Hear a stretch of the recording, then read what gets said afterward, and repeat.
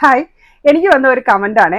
നിങ്ങൾ ഇത് stainless steel anti tarnish jewellery ആണെന്ന് പറയുന്നുണ്ടല്ലോ. പക്ഷേ ഈ ജ്വല്ലറി സ്റ്റെയിൻലെസ് സ്റ്റീൽ അല്ലല്ലോ കളർ. ഇത് യെല്ലോ നിറത്തിലാണല്ലോ ഇരിക്കുന്നത്. സ്റ്റീൽ ആണെങ്കിൽ വൈറ്റ് നിറത്തിലല്ലേ വരണ്ടേന്നുള്ളത്.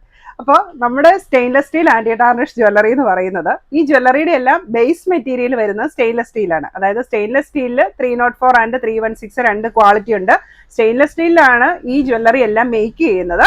അതിലേക്ക് 18K യെല്ലോ ഗോൾഡ് പ്ലേറ്റ് ചെയ്ത് വരുന്നതാണ് നമ്മുടെ ജ്വല്ലറി. അതുകൊണ്ടാണ് stainless steel anti tarnish jewellery with 18K gold plated എന്ന് പറയുന്നത്.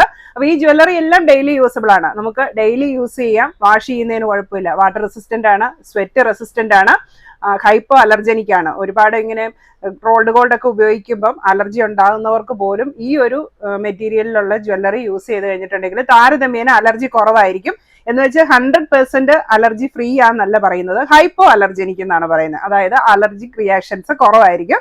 അതുപോലെ തന്നെ ഇതിന്റെ കളറും ലോങ് ലാസ്റ്റിംഗ് ആണ്.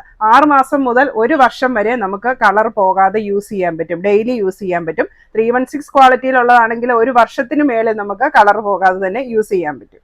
അതുപോലെ തന്നെ നമ്മുടെ ജ്വല്ലറിക്ക് ക്ലാവ് പിടിക്കില്ല, നമ്മുടെ സ്കിന്നിലേക്ക് കളർ വരില്ല. കാരണം ഈ ജ്വല്ലറിക്ക് ഓക്സിഡേഷൻ സംഭവിക്കുന്നില്ല എന്നുള്ളതാണ്. അതുകൊണ്ടൊക്കെ തന്നെയാണ് നമ്മുടെ സ്റ്റെയിൻലെസ് സ്റ്റീൽ ആൻറ്റി ടാർണിഷ് ജ്വല്ലറിക്ക് ഇത്രയും പോപ്പുലാരിറ്റി, ഇത്രയും ആൾക്കാർ ഇഷ്ടപ്പെടുന്നതും വാങ്ങിയവർ വീണ്ടും വീണ്ടും വാങ്ങുന്നതും. അപ്പോൾ നമ്മുടെ ജ്വല്ലറി എല്ലാം ഈ ഒരു കാറ്റഗറിയിൽ വരുന്നതാണ്.